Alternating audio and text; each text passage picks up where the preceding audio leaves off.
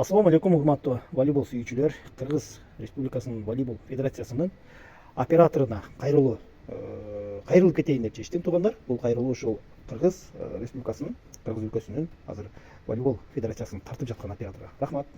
Буюрса 21-кылымда жашап атабыз. Федерация эми чындыгында акчасыз ошо алына жараша тартып бизге тартуулап жатат. Бирок мен бир нерсени басып айтып кетейин. Себеп дегенде мен азыр финалды көрүп атам.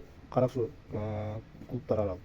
Кара суу менен Салам Алик клубтары беттешип жатат финалда. Көрө албайсың да финалда. Бир болгону бир камера тартып атат.